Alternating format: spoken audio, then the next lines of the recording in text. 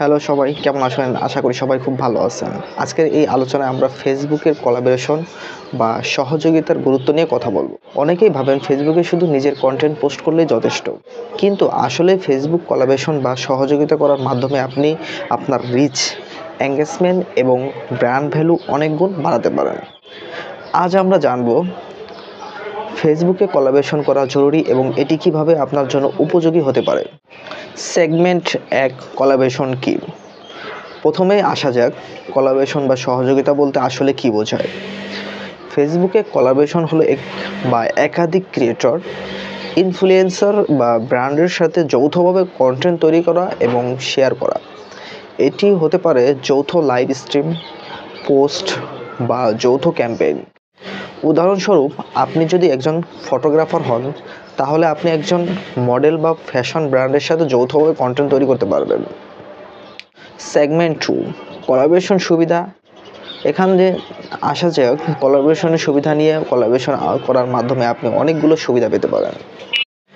১, audience বৃদ্ধি। যখন আপনি অন্য কারোর সাথে কোলাবোরেশন করেন, তখন তাদের অডিয়েন্স ও আপনার কন্টেন্ট দেখার সুযোগ পায়। উদাহরণস্বরূপ, যদি আপনার 1000 ফলোয়ার বা 10,000 ফলোয়ার থাকে এবং আপনার কোলাবোরেশন পার্টনারের 20,000 ফলোয়ার থাকে, তাহলে আপনার কন্টেন্ট প্রায় 30,000 লোকের কাছে পৌঁছাতে পারে। এটি আপনার রিচ এবং ভিউয়ারশিপ বাড়াতে সাহায্য করে।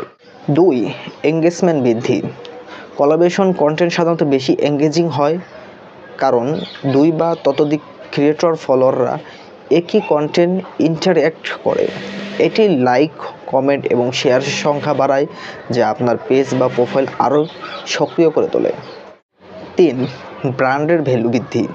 যখন আপনি অন্য ব্র্যান্ড বা ইনফ্লুয়েন্সারের সাথে কোলাবোরেশন করেন, তখন আপনার ব্র্যান্ডের ভ্যালু বৃদ্ধি পায়।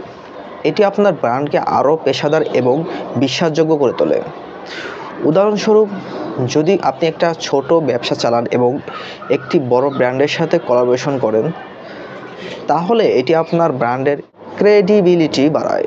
4 নাম্বার, নতুন আইডিয়া এবং ক্রিয়েটিভিটি। কোলাবোরেশন করার মাধ্যমে আপনি নতুন আইডিয়া এবং ক্রিয়েটিভিটি পেতে পারেন।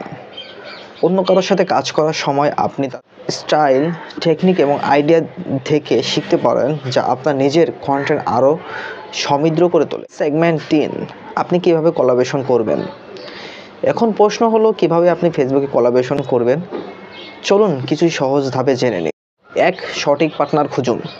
প্রথমে আপনাকে এমন একজন বা একাধিক ব্র্যান্ড খুঁজে বের করতে হবে যাদের অডিয়েন্স এবং কন্টেন্ট স্টাইল আপনার সাথে মেলে। উদাহরণস্বরূপ, যদি আপনি একজন ফিটনেস ট্রেনার হন, তাহলে আপনি একজন নিস্ট বা ফিটনেস ব্র্যান্ডের সাথে কোলাবোরেশন করতে পারেন। 2, কন্টেন্ট প্ল্যান করুন। কোলাবোরেশন করার আগে আপনাকে কন্টেন্ট প্ল্যান করতে হবে। আপনি কী ধরনের কন্টেন্ট তৈরি করবেন, লাইভ স্ট্রিম, ভিডিও বা পোস্ট, কন্টেন্ট থিম কী হবে, এ বিষয়ে আগে থেকে প্ল্যান করুন।